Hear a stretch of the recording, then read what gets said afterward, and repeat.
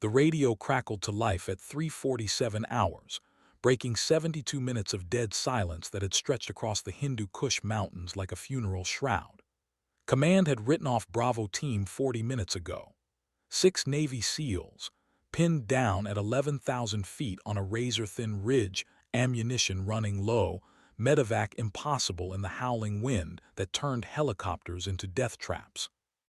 The Taliban had them surrounded, and the storm that rolled in from the north had grounded every rotary wing asset within 300 miles. Then came the voice. Bagram Control, this is Ghost Rider 77, requesting immediate clearance for emergency extract, grid November Tango 4789.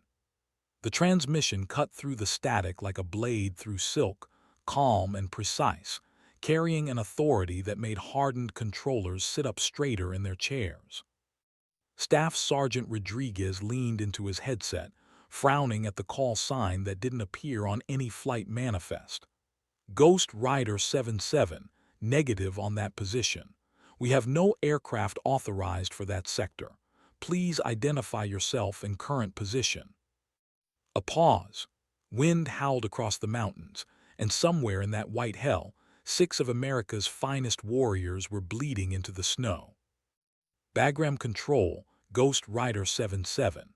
I'm currently inbound from Kandahar in a C-130J Super Hercules, tail number 87452. I have authorization to extract Bravo Team under Emergency Authorization Tango 77. Rodriguez's fingers flew across his keyboard, pulling up records that showed no such authorization, no such flight plan, no such aircraft currently airborne. The C-130J in question was supposed to be in maintenance at Ramstein Air Base in Germany. Yet here was someone claiming to fly it through the worst mountain weather seen in 18 months, toward a hot LZ that had already claimed 2 Apache helicopters. Colonel Marcus Webb, night shift commander, materialized behind Rodriguez's station like smoke. His weathered face, carved by 24 years of military service, showed the particular strain that came with counting American lives in real time. Ghost Rider 77, this is Bagram Actual.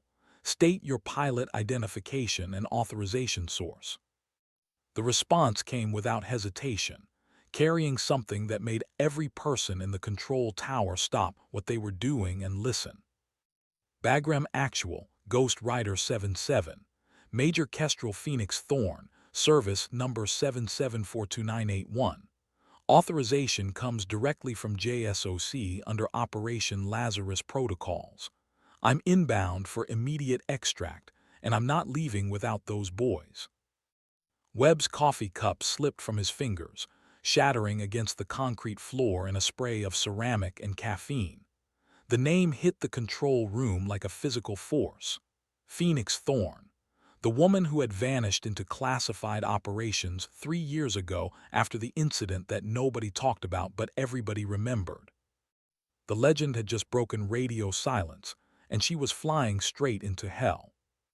Major Kestrel Thorn adjusted her grip on the yoke as the massive C-130J Super Hercules bucked through another pocket of turbulence. Outside the cockpit windows, the Hindu Kush Mountains rose like ancient titans, their peaks disappearing into a wall of churning snow and ice that would have sent lesser pilots running for clear skis. The aircraft's 4 Rolls-Royce T-56 turboprops clawed through the thin air at 11,000 feet, each engine producing 4,700 shaft horsepower that translated to a barely controlled plunge through nature's fury. "Jesus Christ, Phoenix," came the voice through her headset, tinged with a Brooklyn accent that 3 tours in Afghanistan hadn't managed to smooth out.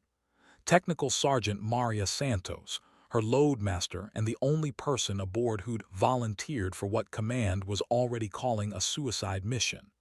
"You sure this bird can handle these mountains? She's older than my grandmother's dentures." Thorn allowed herself the ghost of a smile, her hand steady on the controls despite the aircraft's violent shuddering. The C-130J might have been pushing 15 years of service, but she knew every rivet, every cable, every temperamental quirk in its 4-engine soul. 87452's been through worse, Santos.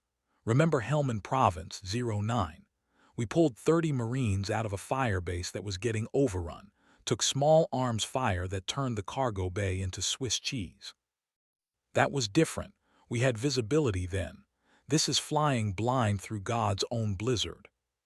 The instrument panel glowed amber and green in the darkness, altitude readings fluctuating wildly as mountain winds tried to slam the 40-ton aircraft into granite walls.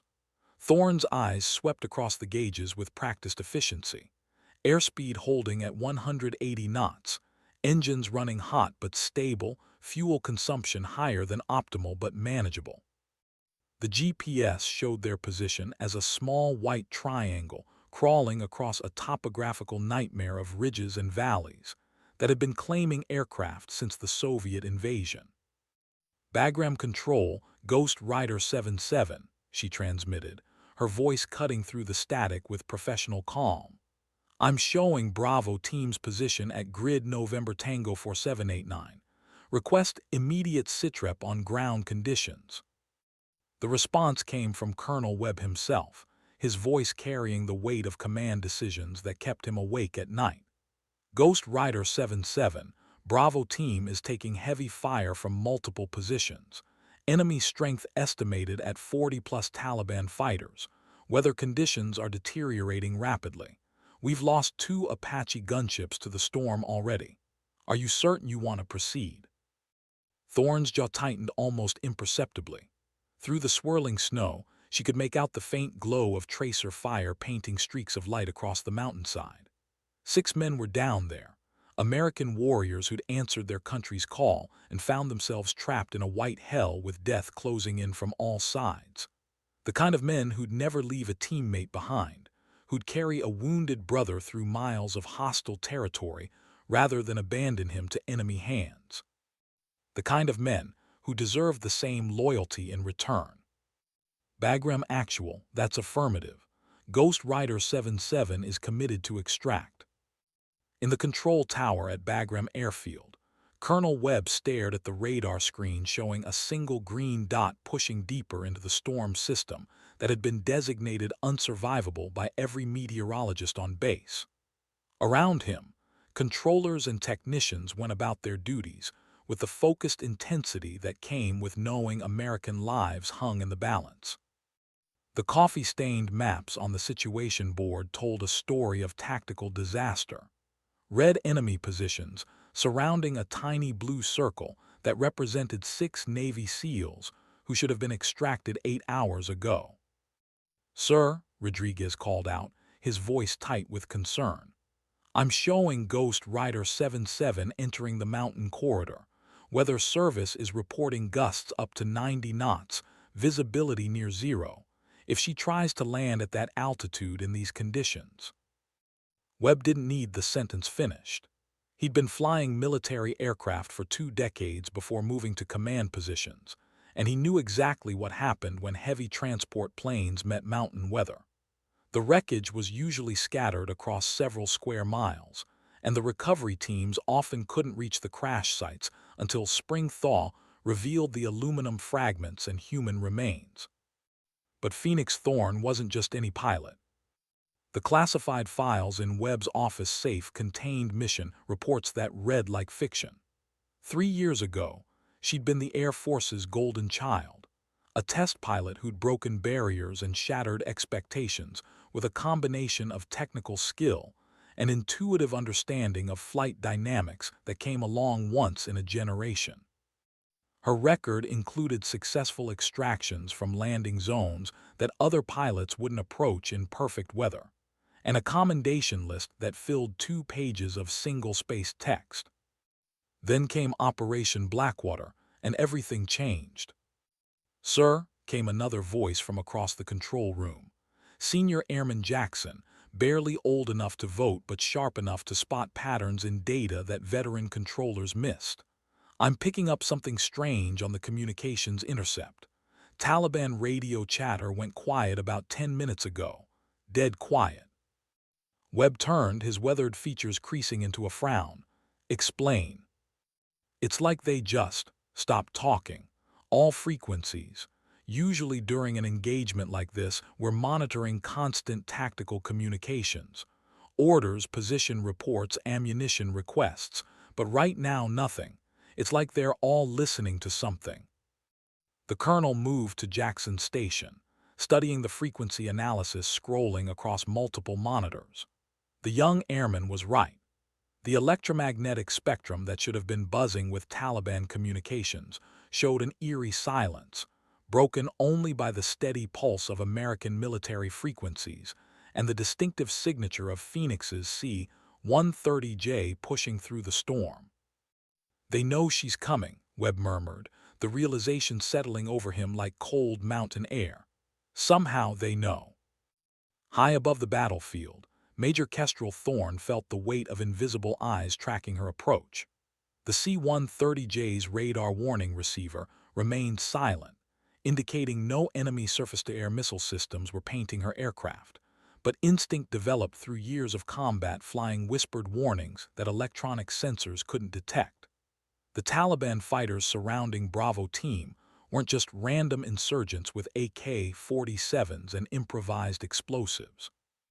Intelligence reports had indicated the presence of foreign advisors, possibly Chechen or Pakistani military veterans who understood modern warfare and knew how to turn mountainous terrain into a killing field. "Phoenix," Santos called from the cargo bay, her voice crackling through the intercom. "I've got the JADO bottles rigged and ready, but if we're going to use them for emergency takeoff, we get exactly one shot. Miss the timing and we're not getting out of there." JADO, jet-assisted takeoff. Solid fuel rockets that could give the heavy transport additional thrust for short field operations, but only if everything went perfectly. The bottles contained enough concentrated power to lift the C-130J out of impossible situations, but they were also unforgiving of pilot error. Light them too early, and the aircraft would accelerate beyond safe speeds while still on the ground. Light them too late, and 40 tons of aircraft would plow into whatever obstacle lay at the far end of the improvised runway. "Roger that, Santos. Keep them ready but don't arm until I give the word." Thorne banked the aircraft slightly to port, following the GPS navigation that showed Bravo Team's position as a small red dot on the moving map display. The storm was getting worse, if that was possible. Ice crystals peppered the windscreen like shotgun pellets, and the aircraft's de-icing systems worked overtime to keep the wings clear of accumulation that could destroy lift and send them spiraling into the mountainside. Through brief breaks in the snow, she caught glimpses of muzzle flashes painting the darkness in stroboscopic bursts of yellow and white. The SEALs were still fighting, still alive, but their ammunition wouldn't last forever. Neither would their luck. "Bravo Team, this is Ghost Rider 77 on emergency frequency. If you can hear this transmission, pop smoke to mark your position. I'm coming in for immediate extract." The radio crackled with static, then cleared enough for a voice to come through. Exhausted, strained, but still carrying the professional calm that marked elite military operators even in the face of certain death. "Ghost Rider 77, this is Bravo Team Actual. We're taking heavy fire from 3 sides, approximately 40 enemy fighters with automatic weapons and RPGs. LZ is compromised, repeat, LZ is compromised. Visibility near zero, winds gusting to hell and back. Strongly advise you abort and try again when weather clears." Thorne's response came without hesitation. "Bravo Team Actual, negative on abort. I didn't fly through the Himalayas to turn around at the door. Mark your position and prepare for immediate extract." A pause then. "Ghost Rider, this is Chief Petty Officer Ramirez. Ma'am, with respect, we've already lost 2 birds to this storm. Don't add yourself to the casualty list for 6 guys who knew the risks when we signed up." The words hit Thorne like physical blows, not because they carried any hint of cowardice. No SEAL would ever be accused of that, but because they revealed men who'd already accepted their fate. Warriors who'd made peace with dying on a frozen mountainside 10,000 miles from home, asking only that no one else die trying to save them. She'd heard those words before, spoken by different voices in a different place, and the memory sent ice through her veins that had nothing to do with the storm raging outside her cockpit. The memory came unbidden, triggered by the exhausted resignation in Chief Ramirez's voice. Operation Blackwater 3 years ago. A different mountain range, a different war, but the same desperate calculations of lives weighed against impossible odds. Thorne had been flying a different aircraft then, a CV-22 Osprey with tilt-rotor technology that made it both incredibly versatile and incredibly complex. 8 Marines trapped in a valley in eastern Afghanistan, surrounded by Taliban fighters who'd learned to coordinate their attacks with devastating effectiveness. She'd gone in anyway against direct orders, against every tactical manual ever written. The Osprey had taken multiple hits, hydraulic systems failing, electrical fires spreading through the cabin, but she'd gotten those Marines out. All 8 of them, alive and breathing when they touched down at the forward operating base. The medals and commendations had followed, along with a reputation that opened doors and silenced critics, but they'd also come with a price she was still paying. Ghost Rider 77, what's your ETA to target? Colonel Webb's voice cut through her memories, bringing her back to the present crisis. The C-130J was now less than 5 minutes from Bravo Team's position, close enough that she could see individual muzzle flashes through the swirling snow. Bagram Actual, Ghost Rider 77 is 2 minutes out, beginning approach now. Below them, the battle raged with increased intensity.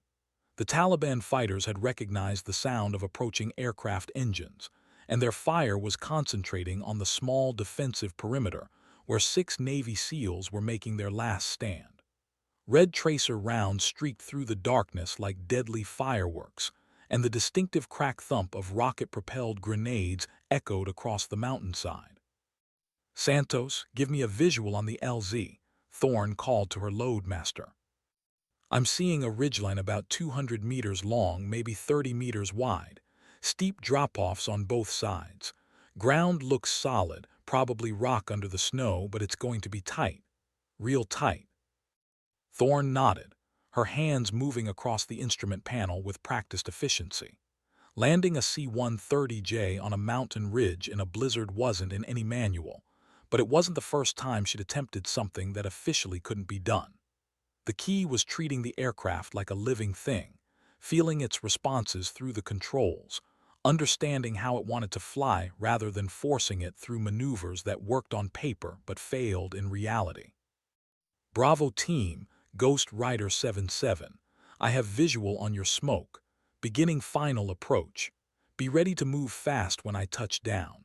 We're not going to have long before every Taliban fighter in the province zeroes in on our position. Roger, Ghost Rider. Bravo Team is ready for extract. The landing would be the easy part, Thorne knew. Getting back into the air, loaded with 6 additional passengers and possibly wounded personnel, while taking fire from multiple directions in near-zero visibility. That was where things would get interesting. She pushed the thought aside and focused on the immediate task. The ridge was coming up fast, a narrow strip of relatively flat ground carved from the mountainside by geological forces that had been shaping these peaks since before humans learned to fly. The aircraft's landing lights cut through the snow, illuminating a surface that looked solid enough to support the C-130J's weight, assuming she could get the approach angle exactly right. The approach demanded precision that bordered on the supernatural. Thorne brought the massive transport down through layers of turbulence that tried to flip the aircraft inverted, her hands constant motion on the controls as she fought crosswinds that changed direction without warning. The airspeed indicator fluctuated wildly, showing readings that ranged from dangerously slow to impossibly fast as the mountain weather played havoc with the pitot tubes. At 500 feet above the ridge, she caught sight of the SEALs. 6 figures in white winter camouflage, pressed against rock outcroppings that provided minimal cover from the enemy fire converging on their position. Even through the storm, she could see the disciplined way they moved, covering each other's movements with overlapping fields of fire that spoke to years of training and combat experience. Bravo team, 30 seconds to touchdown. Have your wounded ready for immediate loading. Ghost Rider, we've got 2 urgent surgical, 1 routine. Chief Ramirez took shrapnel to the leg. Petty Officer Chen has a through-and-through in the shoulder. Both mobile but need medical attention ASAP. 200 feet. The ridge looked impossibly narrow from this angle, a knife edge of snow-covered rock that would give her maybe 10 feet of clearance on either side. The wind was pushing the aircraft to starboard, requiring constant left rudder input to maintain alignment with what would charitably be called a runway. 100 feet. The C-130J's main landing gear was designed for rough field operations, but this was pushing the definition of field beyond any reasonable interpretation. Thorne cut power to the 4 turboprops, feeling the aircraft settle into a descent rate that would either result in a successful landing or a spectacular crash, with no middle ground between the 2 options. 50 feet. She could see individual Taliban muzzle flashes now, positioned in a rough semicircle around the ridge. The enemy fighters had the high ground on 3 sides, turning the LZ into a killing field that would become a death trap the moment her aircraft touched down and became a stationary target. 20 feet. The landing lights illuminated a surface that was rougher than it had appeared from altitude, with scattered rocks and snow drifts that could catch a landing gear and send the massive transport cartwheeling into the abyss. 10 feet. Thorne pulled the nose up slightly, bleeding off airspeed as the main gear reached for the mountain. The aircraft shuddered as the wheels made contact, then shuddered again as the full weight settled onto gear that had never been designed for this kind of abuse. They were down. Santos dropped the ramp. Bravo team moved now. The cargo ramp began its hydraulic descent even as the C-130J was still rolling to a stop. Through the crew door, Thorne could see Santos directing the SEALs aboard with hand signals and shouted commands that barely carried over the howling wind and intensifying enemy fire. The 6 Navy special operators moved with practiced efficiency, despite their wounds, covering each other's movement as they bounded across the snow-covered ground toward the aircraft. Chief Ramirez was the last man aboard, turning to provide covering fire as his teammates disappeared into the cargo bay. A line of bullet holes stitched across the fuselage just inches from where he'd been standing, and Thorne realized their window of opportunity was closing fast. "Ramp up, we're getting out of here." The hydraulic motors whined as the cargo ramp began its upward journey, but the process seemed to take forever. Enemy fire was intensifying, with multiple machine gun positions now concentrating on the stationary aircraft. The distinctive whine of incoming mortar rounds added a new dimension to the chaos, and Thorne knew they had perhaps 30 seconds before the Taliban gunners found their range. "Phoenix, we've got a problem." Santos's voice carried a note of urgency that made Thorne's blood run cold. "The ramp mechanism is jammed. Something hit the hydraulic lines during loading. We're losing fluid fast and the ramp won't seal." Flying a transport aircraft with an open cargo ramp was possible, but it created aerodynamic problems that could make the aircraft uncontrollable at low speeds. Worse, the open ramp would allow the freezing mountain air to flood the cargo bay, potentially causing hypothermia in the wounded SEALs before they could reach medical treatment. How long to get it closed manually? 2 minutes, maybe 3, but we need to be on the ground while I work on it. 2 minutes. Thorne looked through the windscreen at the muzzle flashes that were growing more numerous by the second. The Taliban fighters were repositioning, moving closer to the aircraft, and she could hear the crack of rifle rounds impacting the fuselage. In 2 minutes, they would be completely surrounded, with no hope of escape. Unless she tried something that had never been attempted in the history of military aviation. "Santos, secure the SEALs and yourself. We're taking off with the ramp open." Phoenix, that's impossible. The aerodynamics will be all wrong and the weight distribution. It's not impossible, it's just never been done before. The decision crystallized in her mind with the clarity that came in moments of absolute crisis. She'd spent her entire career pushing the boundaries of what aircraft could do, finding solutions that existed in the space between possible and impossible. This was simply another boundary to cross, another problem to solve with skill, intuition, and a complete unwillingness to leave American warriors behind enemy lines. She advanced the throttles, feeling the four turboprops respond with a surge of power that vibrated through the airframe. The C-130J began to move, picking up speed as it rolled down the ridge toward a takeoff that would either save 7 lives or end them all in a fireball of twisted metal and aviation fuel. The takeoff run began with the aircraft already under fire from 3 directions. Thorne kept the C-130J centered on the narrow ridge through a combination of rudder inputs and sheer determination, feeling the uneven surface beneath the landing gear as they rolled over rocks and snow drifts that threatened to tear the gear assemblies from their mounts. The airspeed indicator climbed slowly, too slowly, as the thin mountain air and upward slope of the ridge worked against their efforts to achieve flying speed.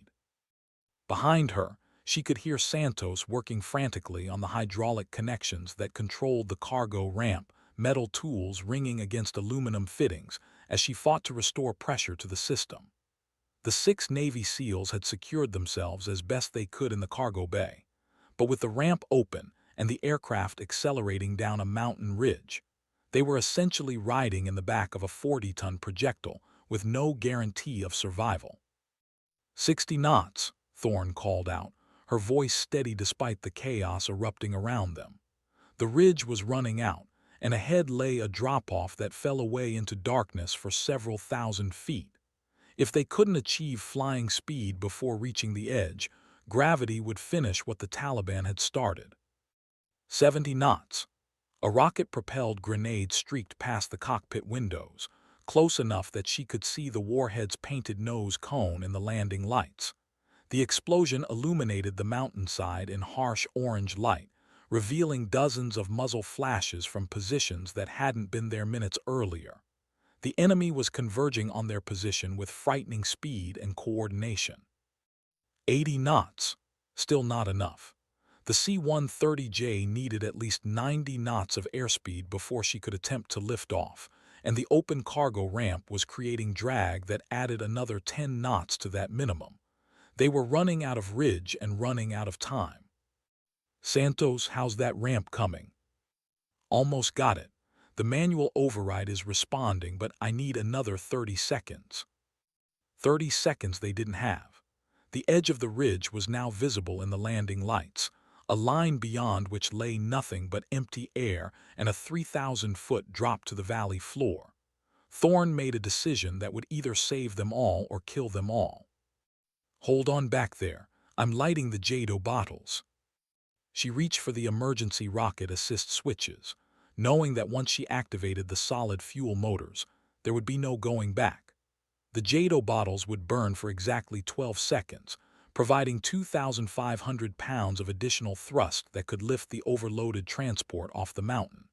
But the timing had to be perfect, and with an open cargo ramp affecting the aircraft's center of gravity, she would be flying into completely unknown territory. Phoenix, wait, I've almost got. The cargo ramp slammed shut with a metallic crash that echoed through the aircraft, followed immediately by the hiss of hydraulic pressure being restored to the system. Santos had done the impossible, fixing a battle-damaged hydraulic system in under 2 minutes while the aircraft was under fire and accelerating toward a cliff. Ramp secured, all systems showing green. The relief in the loadmaster's voice was matched by the sudden improvement in the aircraft's handling characteristics. With the cargo bay sealed, the C-130J became aerodynamically stable again, and the airspeed indicator began climbing more rapidly. 90 knots, Thorne announced, pulling back on the yoke as the ridge's edge rushed toward them. The massive transport lifted off with barely 50 feet of mountain left beneath the landing gear, climbing into the storm-filled sky as enemy tracers streaked through the space they'd occupied seconds earlier. They were airborne, but they weren't safe yet. The C-130J clawed for altitude through air so turbulent it felt more like flying through a washing machine than a storm system. Ice immediately began forming on the wings despite the de-icing equipment working at maximum capacity, and the four turboprops labored to maintain power in the thin mountain air. Thorne fought constant crosswinds that tried to slam the aircraft into peaks that rose on all sides. Navigation reduced to following the GPS track, while trusting that the terrain mapping was accurate enough to keep them from becoming another crater in the Hindu Kush. Bagram Control, Ghost Rider 77 is airborne with 6 passengers aboard, requesting immediate clearance to home plate and priority handling for medical emergency. Colonel Webb's voice came back immediately, carrying a note of relief that he didn't bother to disguise. Ghost Rider 77, you are cleared direct Bagram, any altitude you require. Medical teams are standing by. Outstanding work out there, Major. In the cargo bay, Santos was already working on the 2 wounded SEALs, applying fresh field dressings and starting IV lines to replace fluids lost during their mountain ordeal. Chief Ramirez, despite his own shrapnel wounds, was helping with the medical care while keeping watch over his teammates with the protective instincts that marked true military leaders. "How are they doing back there?" Thorne called over the intercom. "The shoulder wound is clean, no major vessels involved. The leg wound is more serious, caught some artery damage, but I've got it controlled.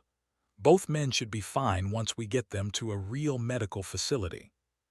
Thorne nodded, adjusting her heading to avoid a peak that rose directly in their path. The storm was beginning to show signs of weakening, with visibility improving enough that she could occasionally see the ground through breaks in the cloud cover. In another hour, they would be approaching Bagram Airfield, where the wounded SEALs could receive proper medical treatment and all 6 operators could begin the process of returning to their families. But first, they had to navigate through 200 miles of some of the most dangerous airspace in the world, through weather that was still claiming aircraft and pilots who weren't quite skilled enough or quite lucky enough to survive the combination of mountains, storms, and enemy fire that characterized flight operations in Afghanistan. Behind them, the battlefield they'd left continued to rage, but without the American presence that had drawn Taliban fighters from across the region. The 6 Navy SEALs who'd been marked for death were now safely aboard her aircraft, and the enemy forces that had surrounded them were left with nothing but empty mountain ridges and the knowledge that they'd been outmaneuvered by superior tactics and superior airmanship. "Ghost Rider 77, this is Bravo Team Actual." Chief Ramirez's voice came through the intercom, strained with pain and exhaustion but carrying an undertone of something that might have been awe. "Ma'am, I don't know how you pulled that off, but my boys and I owe you our lives. That was the most incredible flying I've ever seen." The words hit Thorne harder than she'd expected, bringing back memories of other flights, other rescues, and the weight of responsibility that came with being trusted with other people's lives. She'd spent 3 years in the shadows, flying missions that didn't officially exist for operations that would never appear in any public record. Tonight was the first time since Operation Blackwater that she'd flown a rescue mission that might actually be acknowledged, that might remind people why she'd chosen to dedicate her life to bringing American warriors home. "Just doing my job, Chief. Getting you boys back to your families is what we're here for." The C-130J continued its flight through the storm, carrying 7 people who had looked death in the face and lived to tell about it. In the cargo bay, wounded men received medical care from a loadmaster who'd volunteered for a suicide mission because she believed in leaving no one behind. In the cockpit, a pilot who'd been written off as a legend from another era proved that some skills never fade, that some commitments never break, and that the bond between those who serve can overcome any obstacle that war and weather can create. The first pale light of dawn was beginning to show through the storm clouds when Bagram Airfield appeared on the horizon, its runway lights cutting through the early morning gloom like a pathway home. Thorne began her descent toward the airfield where medical teams waited, and where 6 Navy SEALs would take their first steps back toward the world they thought they might never see again. The approach to Bagram Airfield came with its own unique challenges, but after navigating mountain ridges in a blizzard while under enemy fire, a standard instrument approach felt almost routine. Thorne brought the C-130J down through layers of residual storm clouds, the aircraft's weather radar painting a picture of clearing skies that would allow normal flight operations to resume within hours. Bagram Tower, Ghost Rider 77 is on final approach, requesting priority handling for medical emergency. Ghost Rider 77, you are cleared to land runway 27, wind 240 at 12 knots. Medical teams are standing by at the aircraft parking area. Welcome home. The words "welcome home" carried more weight than the tower controller probably realized. For the 6 Navy SEALs in the cargo bay, it meant survival against impossible odds and the chance to see their families again. For Santos, it meant the successful completion of a mission that had required courage, skill, and dedication far beyond the normal call of duty. For Thorne, it meant something more complex: recognition that she still belonged in the community of warriors who put their lives on the line for each other, despite 3 years of operating in the shadows where success was measured by missions that never happened and people who never officially existed. The C-130J touched down on Bagram's main runway with barely a bump, the landing gear making contact with concrete that felt solid and permanent after the improvised mountain strip they'd departed hours earlier. Thorne taxied toward the designated parking area, where she could see ambulances and medical personnel waiting under floodlights that turned the pre-dawn darkness into artificial day. Santos, how are our passengers doing? Both wounded men are stable, IVs running, vitals looking good. The other 4 are banged up but mobile. They're ready for transfer to medical. As the engine spun down and the cargo ramp lowered for the final time, Thorne watched through her crew door as the SEALs prepared to leave the aircraft that had carried them back from the edge of death. Despite their wounds and exhaustion, they moved with the disciplined professionalism that marked elite military units, helping their injured teammates while maintaining the bearing that had sustained them through their mountain ordeal. Chief Ramirez was the last to leave, stopping at the crew door to offer his hand to the pilot who'd risked everything to bring them home.